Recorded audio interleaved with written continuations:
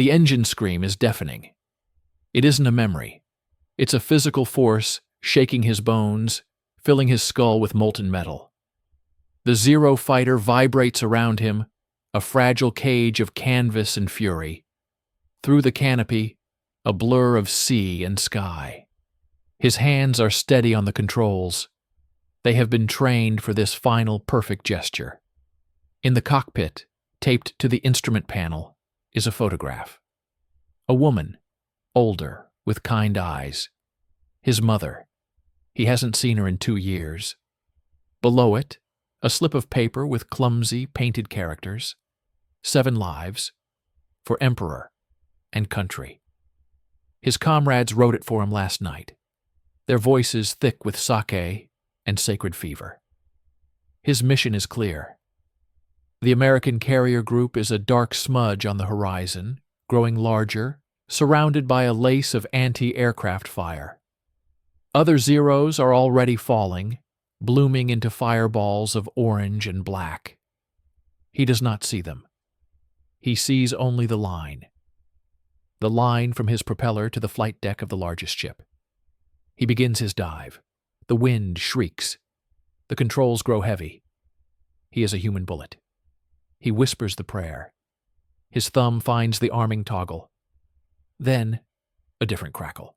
The radio, which was to be silent. A voice, strained, official, cuts through the engine's roar. Cease all operations. The Emperor's voice. Surrender. The words are fragments, lost in static. Stand down. The war is over. His mind refuses the order. The carrier is so close. He can see the tiny figures scrambling on the deck. His entire being, every cell is focused on that point of impact. It is his meaning. It is his only possible end. He pushes the stick forward. Nothing happens. A mechanical whine, a failure, a fuel line shaken loose by turbulence, or a last-minute act of a ground crewman with a conscience. The engine sputters, coughs. The scream dies to a guttural rattle. The Zero, now just a heavy glider, loses speed, loses altitude. It slews away from the ship, towards the empty, forgiving sea. He slams his fists against the instruments, a raw, animal sound tearing from his throat. Not in fear, in catastrophic, universe-shattering failure. He has been robbed. Of his purpose. Of his end. Of his place with his brothers. The water rushes up to meet him. The impact is a world of shattering green. Kenji Sato jerks awake. The silence is absolute, heavy as a stone. It is the silence of a small, cold shack on the coast of Hokkaido. The only sound is the distant, patient grind of the Pacific on rocks. He is drenched in a cold sweat. The dream is the same. Every night. It is not a nightmare of death. It is a nightmare of survival. His hands, the same hands that once guided a diving fighter, now move with a mechanical numbness. He is mending a fishing net. The coarse, tarred rope bites into his calluses. He feels nothing in his fingers.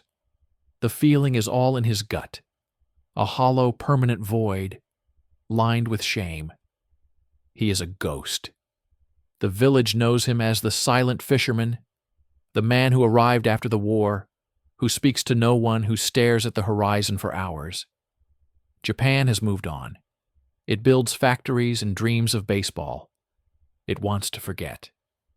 Kenji is what it wants to forget.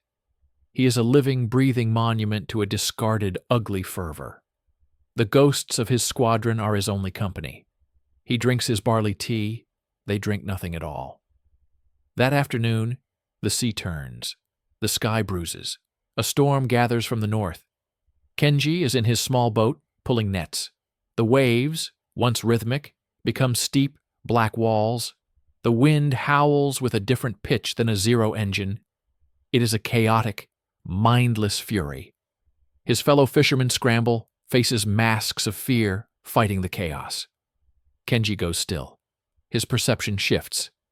It is instantaneous, a decade falling away. The churning water is no longer water. It is terrain. He is not in a wooden boat. He is in a cockpit. The oncoming wave is not a threat. It is a ridgeline.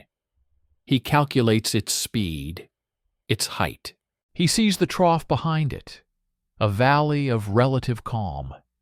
He doesn't react with a fisherman's panic. He acts with a pilot's cold precision. He guns the sputtering outboard motor, not away from the wave, but at a precise angle towards its face. He rides the boat up the steep slope, using its momentum, hitting the crest just as it begins to break. For a second, they are airborne. The other men scream. Kenji's face is a placid mask, eyes scanning the next ridge, hands making micro-adjustments on the tiller. They crash down into the trough, avoiding the crushing force of the break. He brings the boat back to the harbor, cutting through the storm like a scalpel. The other men are weeping with relief, vomiting over the side. They clap him on the back, muttering about luck and crazy skill. Kenji says nothing. He feels nothing but a deeper cold. The ghost inside him is not gone. It is dormant, and it is hungry. 2 days later, they find him. Not at the dock, but on the lonely cliff path where he goes to watch the empty sea. There are 2 of them. One is a Westerner in a trench coat, too heavy for the season. Michael Stone. His eyes are the color of the winter sea, and they take inventory of Kenji with no emotion, as if assessing a complex tool. The other is Japanese, older, with the ramrod posture of an imperial officer. Colonel Kobayashi. His gaze is different. It holds recognition. Not of Kenji Sato, the fisherman, but of the man he used to be. "We know what you can do, Lieutenant Sato," Kobayashi says, dispensing with preamble. His voice is quiet, meant only for them and the wind. "We saw you in the storm. That was not luck." Kenji stares at the horizon. "That man is dead." "He is a resource," Michael Stone states flatly. "A unique one. Your country has a new enemy. You have a skill that enemy cannot anticipate, because it belongs to a war they think is finished. They do not speak of honor. They do not speak of atonement." Kobayashi steps closer. "Your comrades did not die for nothing. They died with a resolve so total it became a kind of purity. That purity is a weapon, not for a divine emperor, but for the survival of a fragile, real Japan. We can give you back the sky. We can give you a mission where that resolve is not a waste, but the key. You can serve the peace by being its perfect, invisible shadow."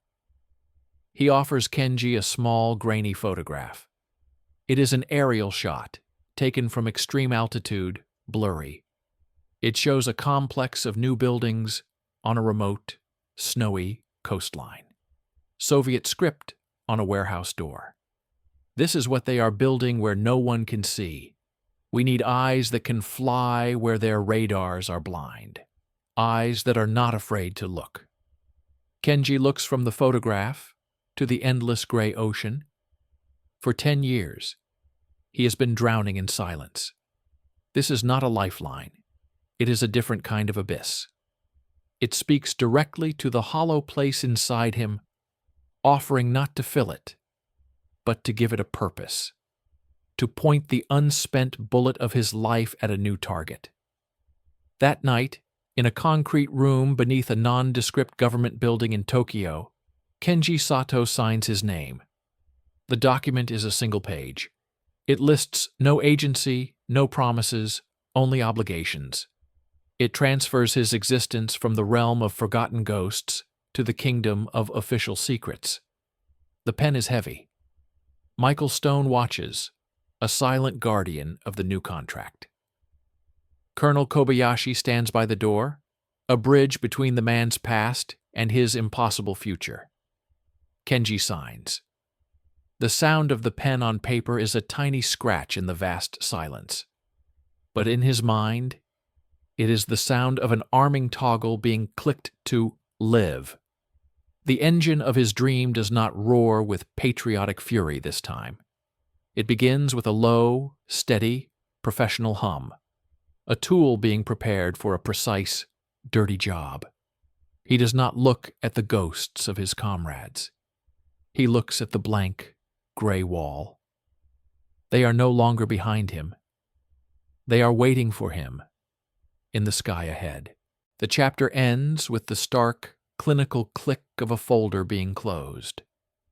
The sound is not an engine, but the deep, vibrating hum of massive turbines. It echoes through a hangar carved into the heart of a mountain. The location is not on any map. It could be Hokkaido, Alaska, or a secret corner of the Japanese Alps. The air is cold, smelling of jet fuel, concrete dust, and ozone. Kenji stands on the polished hangar floor, a small duffel at his feet. He is one of 6. The others are men like him, but their ghosts wear different faces.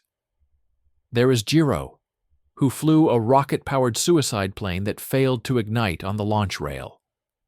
Akira, whose bomb release mechanism jammed over a target, forcing him to return to a base full of silent, accusing stares. Young, intense Takeshi, who was too late. The war ended before his turn came, leaving him burning with unused purpose. They do not speak. They are specimens in a laboratory. Colonel Kobayashi and Michael Stone observe from a glass-enclosed mezzanine above. The training is not about combat. It is about erasure. The first instructor is a wiry American, name tag Vince. He speaks in a flat, Midwestern drone. You are not pilots. You are anomalies. A flicker on the edge of perception. Your mission is to be a rumor, a glitch the enemy doubts even existed. They are shown the aircraft. It rests in the center of the hangar, under harsh lights. It is an American airframe, but unrecognizable. All insignia, all weapons, all non-essential panels are gone. It is painted a matte, non-reflective gray so dark it seems to drink the light.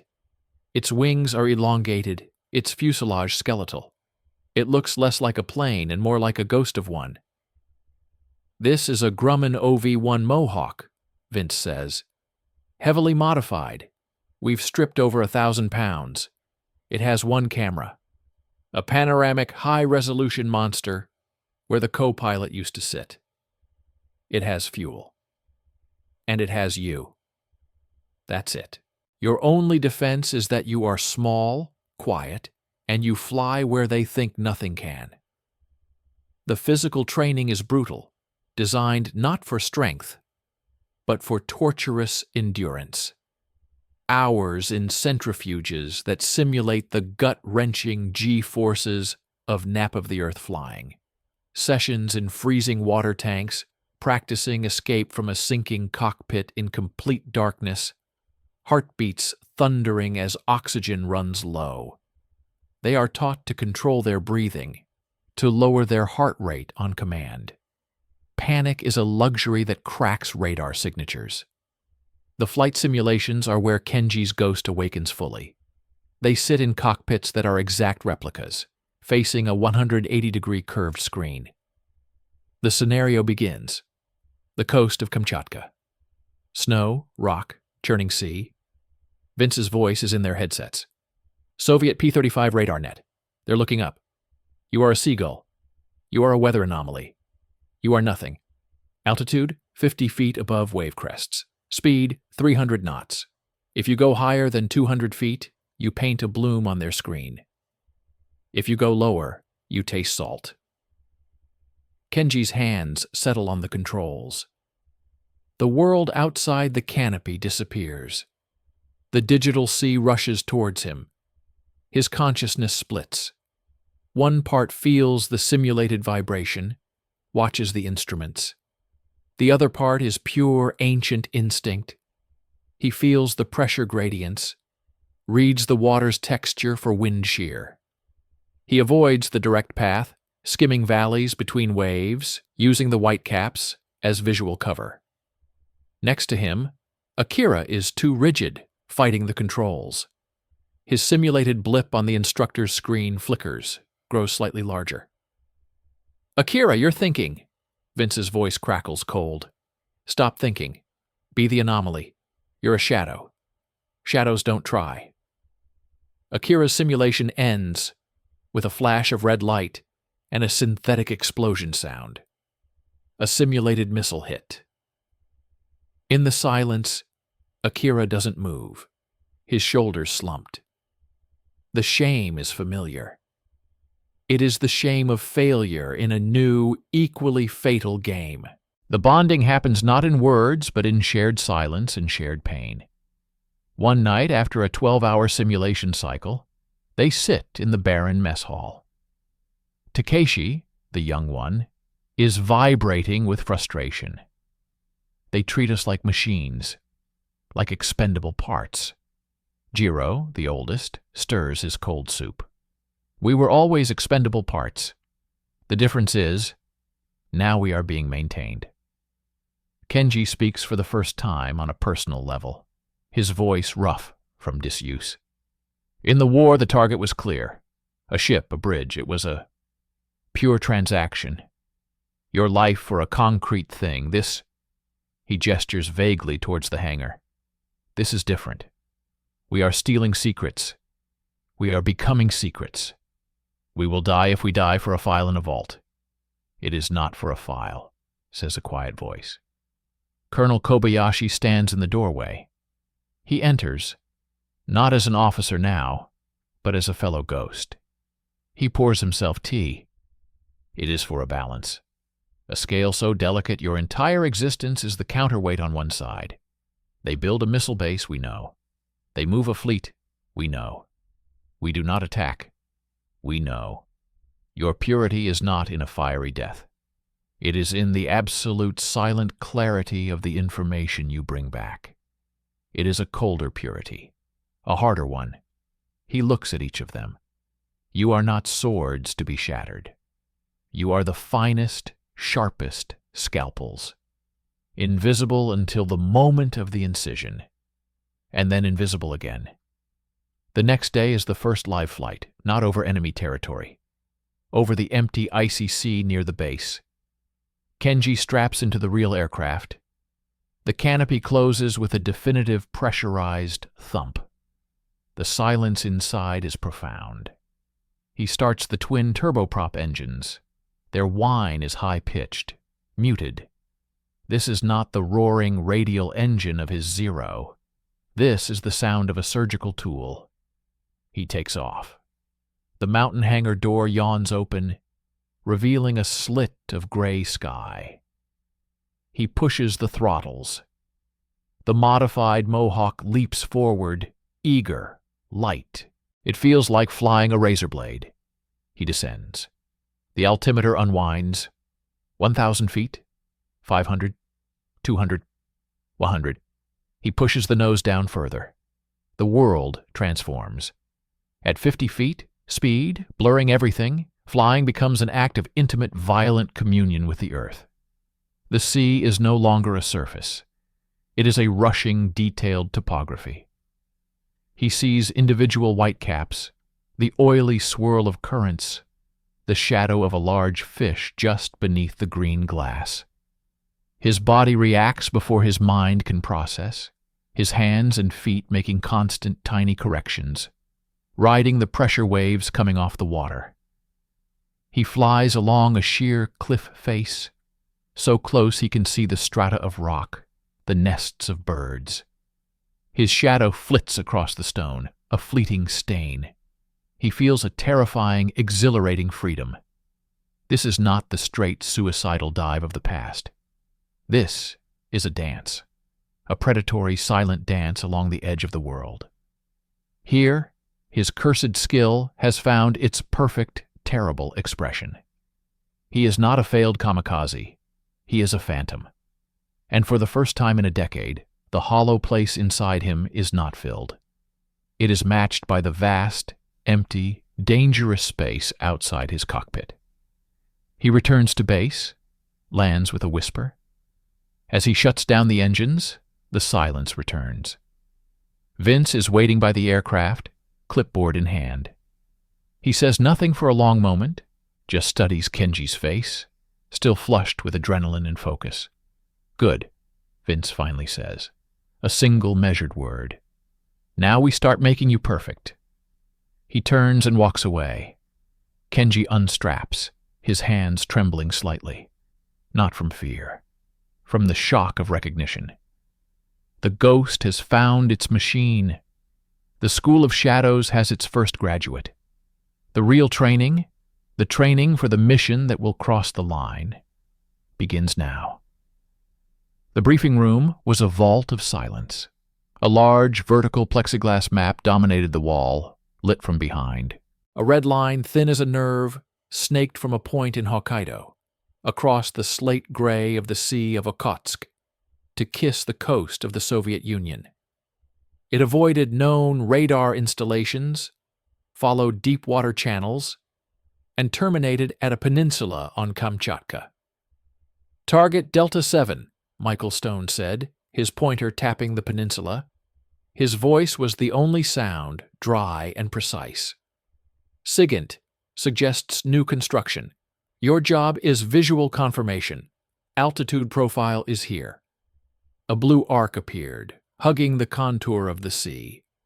It never rose above 200 feet. "You will be a weather ghost, a mirage. You are not there." Colonel Kobayashi stood beside the map, a still silhouette. "The moment you cross this line," he said, drawing an invisible boundary 50 miles from the coast, "you are alone. No radio contact. Complete emissions blackout. Your return is not guaranteed. It is statistically probable if you execute perfectly." Kenji felt the weight of the flight plan in his hands. The paper was crisp. The mission was no longer a simulation, a theory in a hangar. It was a set of geographical coordinates that would lead him into the teeth of the world's most paranoid air defense network. He looked at the others. Akira's jaw was tight. Takeshi's eyes burned with a fierce, almost joyful intensity. Jiro was calm, methodically checking his gloves. They were all thinking the same thing. This was the transaction. Their borrowed lives for this sliver of intelligence. The pre-dawn was liquid and cold. On the isolated, rain-slicked runway, the 4 gray aircraft looked like stones washed up by the sea. No markings. No ground crew beyond a handful of shadows. The pilots walked to their planes without ceremony. It felt less like a military operation and more like a covert burial. Kenji climbed into his cockpit. The ritual was now familiar. Straps, switches, the low whine of systems coming alive. The headset delivered only the hiss of dead air. He was being sealed into a silent, moving coffin. One by one, the ghost aircraft took off, melting into the low cloud cover, separating to their individual ingress points. Alone. That was the first rule. Then, the world shrank to the dimensions of his cockpit and the rushing sea. The flight was an exercise in sustained, controlled terror. It was not violent. It was profoundly monotonous, and that was the horror. For 2 hours there was nothing but the gray-green blur of the ocean, a terrifying 50 feet below his wings, the steady drone of the engines, and the relentless scan of his instruments. Any lapse in concentration, any moment of mental fog, and the plane would dip a wing into the water, disintegrating in a microsecond. This was a different kind of suicide, a slow, professional one. His body hummed with a hyper-alertness he had not felt since the war. But the target was different. Then it was a ship, a thing to destroy. Now his target was to remain unseen. He was a thief in the most forbidden house. A soft chime in his headset. The boundary. The red line on his mental map. He clicked his radio once, a final meaningless gesture to the void. Then total silence. He was inside. The coast of Kamchatka materialized from the mist. It was not an enemy fortification. It was a primal, beautiful, and utterly indifferent landscape. Towering cliffs, black volcanic sand, dense dark green taiga spilling down to the shore. He saw no people, no vehicles, only the raw, powerful earth of the enemy. For a bizarre moment, it felt not like an invasion, but a pilgrimage to a forbidden sacred site. Then his eyes caught it. A scar in the green, fresh roads, cut like wounds, then structures, long, low warehouses, a concrete pad, and partially camouflaged under netting, the distinct, brutal shape of ballistic missile transporters. His thumb found the camera trigger. A low whirring filled the cockpit as the panoramic camera began its automated sweep, stealing the Soviet secret onto rolls of high-resolution film. This was the moment. The culmination. He was a perfect, silent witness. As he banked away, following the escape route that traced a deep river valley inland before darting back to sea, he saw a tiny cluster of lights in the gathering dusk. A settlement. A small town. He saw the specks of vehicles, the warm glow of windows in the endless gray. He saw a lone figure, small as an ant, walking along a dirt road. A life, an ordinary Soviet life. The shock was visceral. These were not the faceless reds of the briefings. This was a man walking home, perhaps to a family, to a warm meal, oblivious to the ghost that had just passed over his homeland, stealing secrets that could ensure his annihilation. Kenji was not a warrior defending Japan. In that moment, he felt like a violator, a psychic peeping Tom for a coming apocalypse. The return flight was a tense, nerve-shredding mirror of the ingress. Every minute stretched. Every shadow on the water looked like a patrol boat. His ears strained for the telltale screech of a Soviet interceptor's radar, a sound he would never hear before the missile hit. When his designated fuel checkpoint appeared, a lonely, rocky islet, he allowed himself a breath he didn't know he was holding. He clicked his radio twice, a coded Fox signal. Mission complete.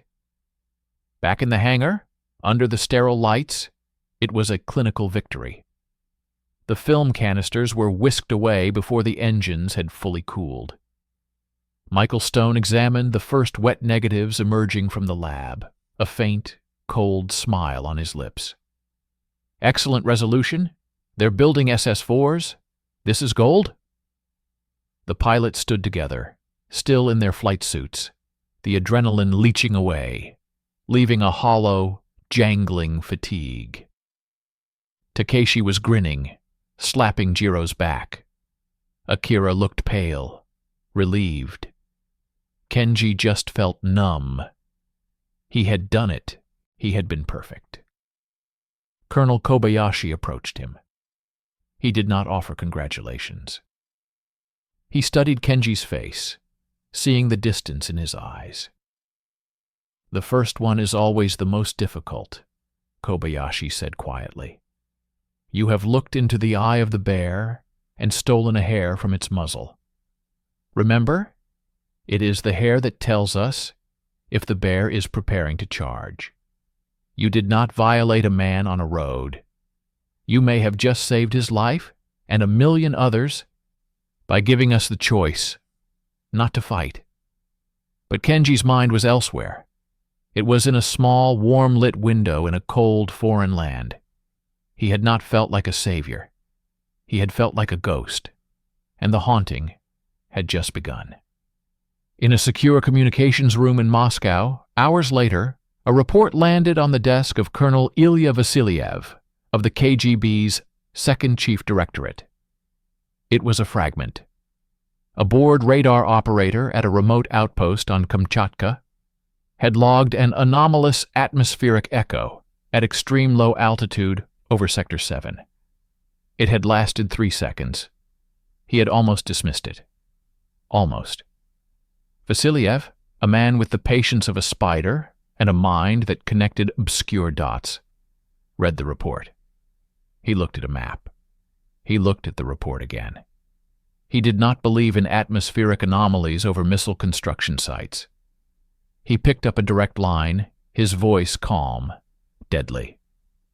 I want all low-altitude monitoring logs for the Okhotsk sector for the past month. And get me the file on unusual Japanese or American reconnaissance activities. Not the official ones, the whispers. The hunt for the ghost had officially been called. The victories, if they could be called that, were poison. Each successful flight added another layer of film to the vaults in Langley and added another layer of ice to Kenji's soul. They had become terrifyingly proficient.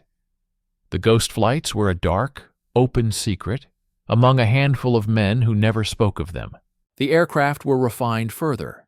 Special radar-absorbent coatings, exhaust diffusers to mask heat signatures. They were polishing the invisible. But the enemy was not static. Colonel Ilya Vasiliev's office in the Lubyanka was a monument to ordered paranoia. Walls of filing cabinets held whispers. The atmospheric echo from Kamchatka was now connected to two others, one over the Kuril Islands, another near Vladivostok. A pattern drawn in phantom ink. Vasiliev did not believe in phantoms. He believed in human ingenuity and therefore in human weakness. He initiated Operation Molnya, Lightning. It was not a broad radar upgrade. It was a trap, a psychological one. He identified a likely infiltration corridor near the disputed island of Sakhalin. He then ordered the accidental degradation of standard radar coverage in that sector, creating a tempting, shadowy gap. Into that gap, he placed his hunters. Not new technology, but ancient, brutal simplicity. Mobile, short-range radar units, hidden in fishing trawlers and camouflaged coastal batteries, paired with visual spotters.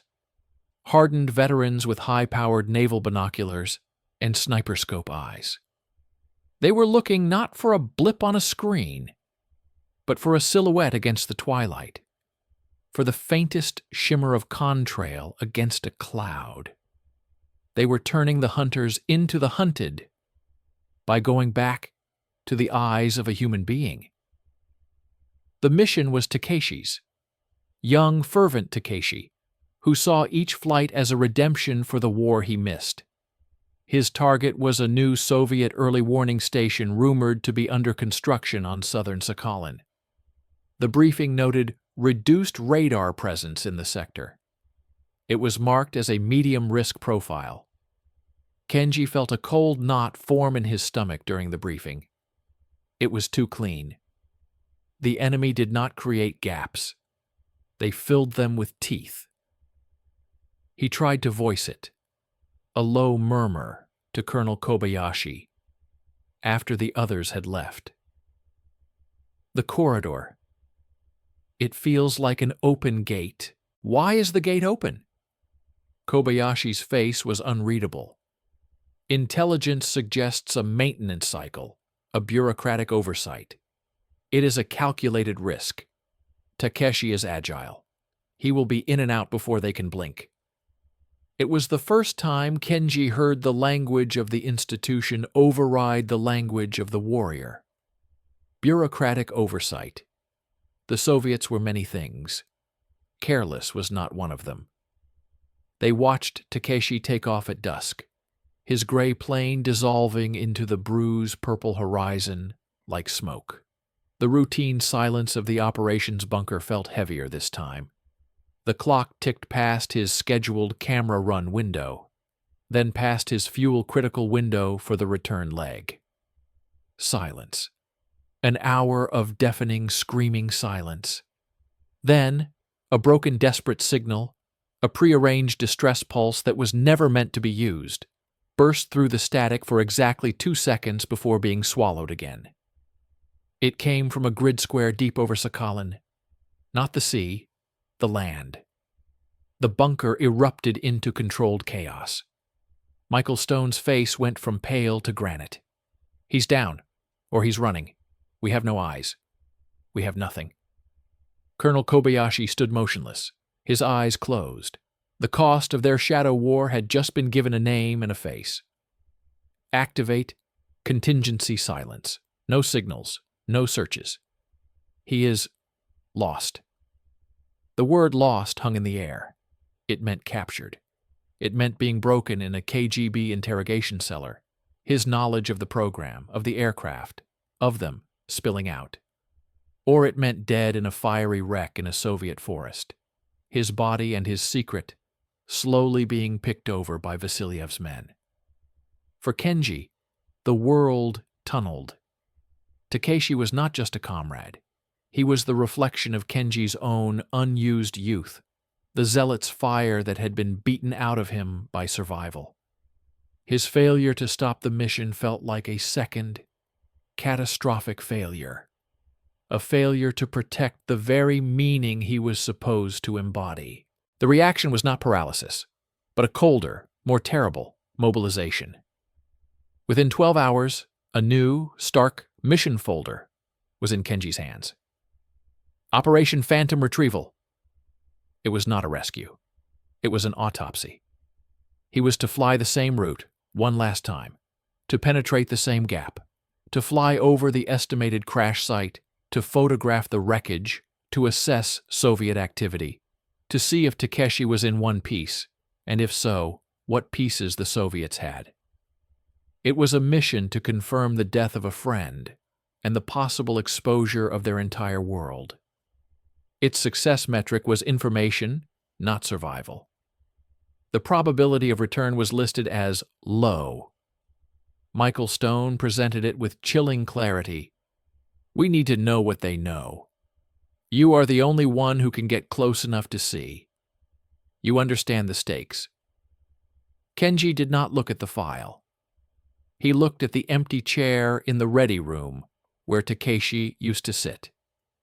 He saw the ghost of his own youthful face there, eager for a meaningful end. He gave a single, slow nod. In the bleak hour before dawn, he prepared. But this preparation was different. He did not perform the usual mechanical checks with robotic focus. He moved with a deliberate, ceremonial slowness. He cleaned his flight suit. He arranged his few personal effects. Then he sat at a small metal desk and took out a pen and a single sheet of thin paper. He did not write to the Emperor. He wrote to the woman from the photograph in his old Zero, his mother, whom he had not seen in 15 years, whose fate he did not know. The letter was short. Mother, forgive my long silence. I have been serving in the shadows. A comrade has fallen into the dark. I must go and look for him. If I do not return, know that my final flight was not for destruction, but for truth. It is a colder purpose, but a clean one. Be well. He did not sign it. He folded it and placed it in the breast pocket of his flight suit, over his heart. It was not a talisman. It was an epitaph. As he walked towards his aircraft in the pre-dawn gloom, Colonel Kobayashi intercepted him. The older man said nothing. He simply offered a small, cloth-wrapped bundle. Kenji opened it. Inside was a senenbari, a 1,000-stitch belt, a traditional good luck charm made by women for soldiers going to war. This one was old, the stitches faded. Kobayashi's own, from a different war, a different emperor. No ceremony, Kobayashi whispered, his voice rough. No flags, just a man seeing another man off. Bring back the truth, Kenji, and if you can, bring yourself back. It was the first and only time Kobayashi used his given name. Kenji climbed into the cockpit. The canopy sealed. He started the engines. The familiar hum felt different now. It was the sound of a fuse being lit. He taxied to the runway. the gray shape of his plane just a darker piece of the fading night. He did not look back. He pushed the throttles forward and rose into the lightening sky, turning north, towards the gap, towards the grave, towards the waiting eyes of Colonel Vasiliev. He was not a ghost anymore. He was a sacrifice, walking knowingly onto the altar. The silent war had just gotten a voice, and it was screaming Takeshi's name. Kenji flew now not for Japan, not for the CIA, but to answer that scream. The most dangerous flight of his life had begun. The world was a study in monochrome violence. Kenji's aircraft, a shard of stolen shadow, screamed just above the treetops of southern Sakhalin. The terrain was a sickening blur of dark green and black rock. He was no longer flying a reconnaissance profile. He was flying a fever dream. His eyes, calibrated by a decade of guilt and a year of spectral warfare, saw it almost instantly. A charcoal scar ripped through the birch forest, a debris field, the twisted skeletal remains of a wing, painted in that familiar light-eating gray. No fire, no smoke. It had been cold for days. The Soviets had been here. The wreckage was picked clean, orderly. A trap had been sprung, and its mechanism was now being studied in some Lubyanka laboratory. His camera whirred automatically, documenting the grave. But his mind was elsewhere, racing ahead of the plane. They have the airframe. They have Takeshi. They know. As if summoned by the thought, the first radar warning receiver chirped. A soft, polite sound that carried the chill of the grave. Not from the large, fixed installations he had evaded for months. This was a different, nastier frequency. A mobile fire control radar locking from a hidden valley. Vasiliev's hunters. Instinct took over. Years of training and a lifetime of Predator's awareness fused. He slammed the stick left, riding the plane into a gut-wrenching turn so tight the wings groaned. He dove into a steep river gorge, the walls of rock rushing past close enough to see individual trees. The radar chirp stuttered, lost him, then regained. A persistent, angry insect in his ear. This was the hunt Colonel Vasiliev had designed. A pursuit not by supersonic jets, but by agile ground-based systems that popped up like poisonous mushrooms, their nets overlapping. Kenji became a rat, in a maze of stone and water, his only advantage a willingness to dance on the edge of disintegration. He skimmed water so shallow his propeller spray painted the canyon walls. He used the radar shadow of a massive volcanic ridge to break another lock, his body vibrating with the strain.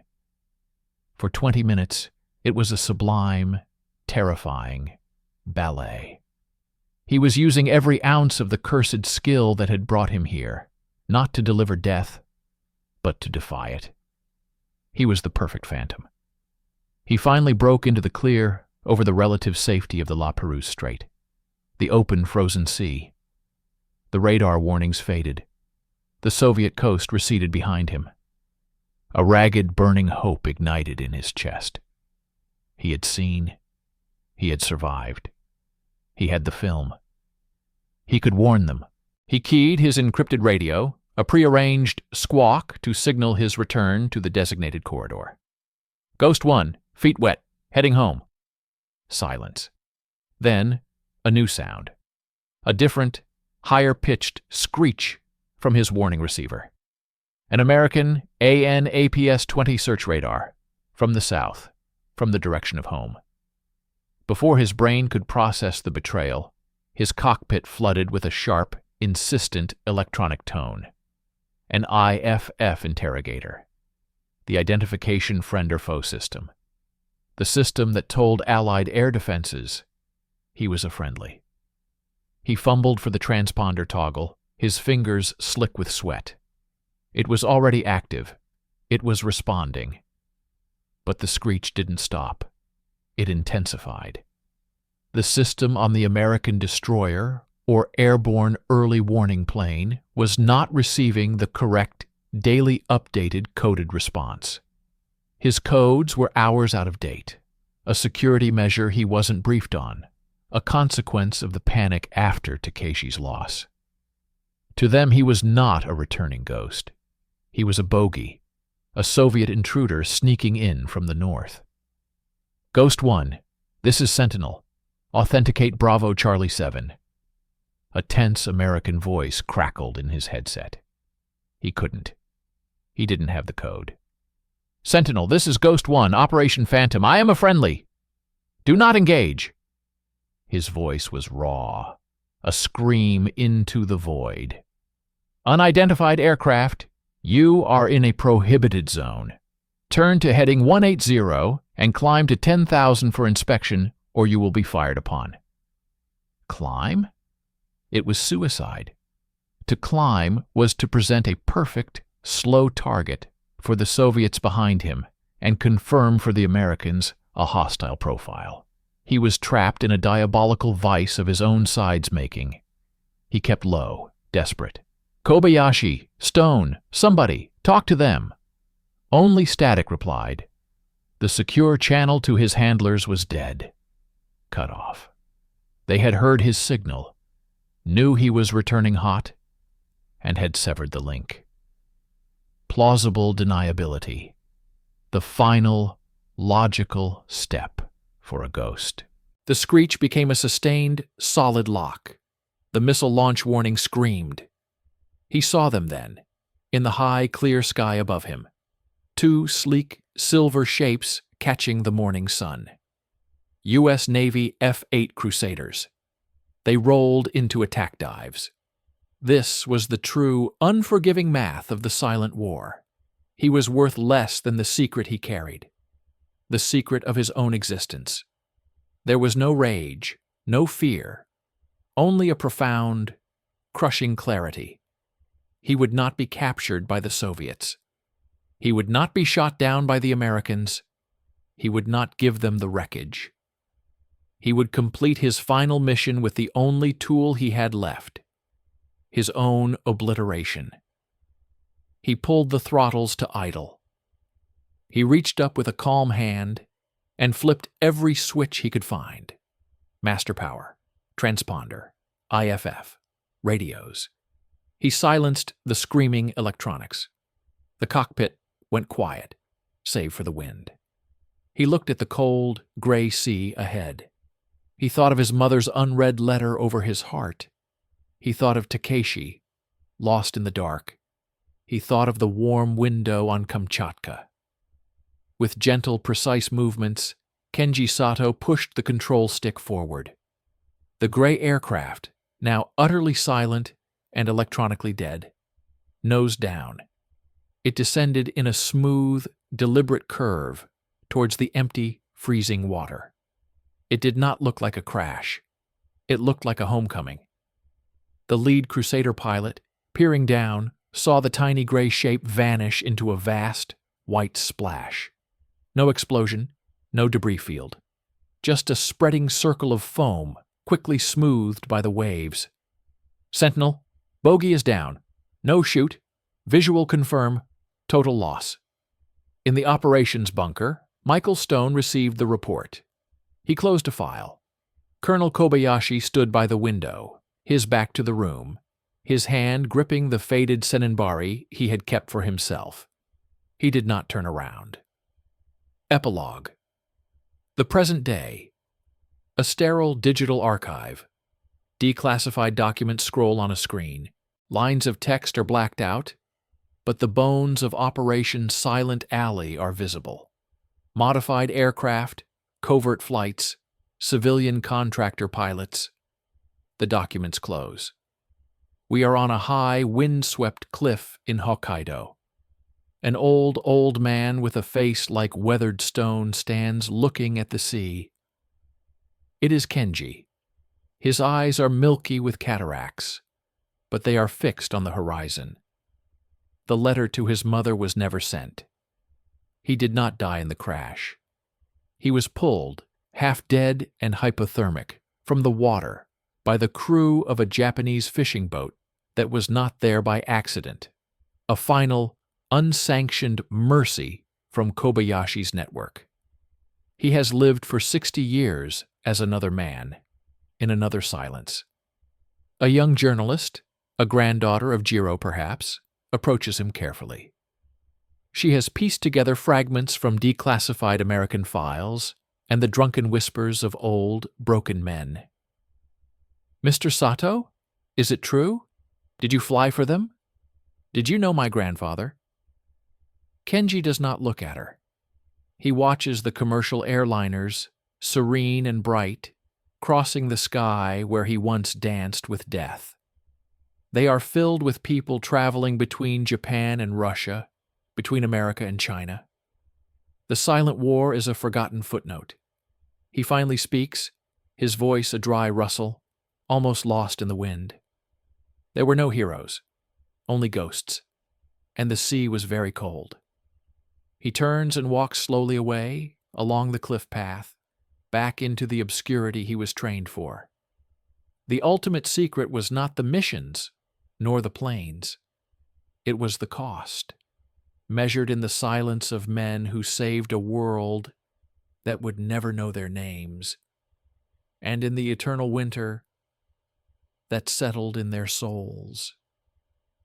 The credits begin to roll over the endless, gray, and peaceful sea.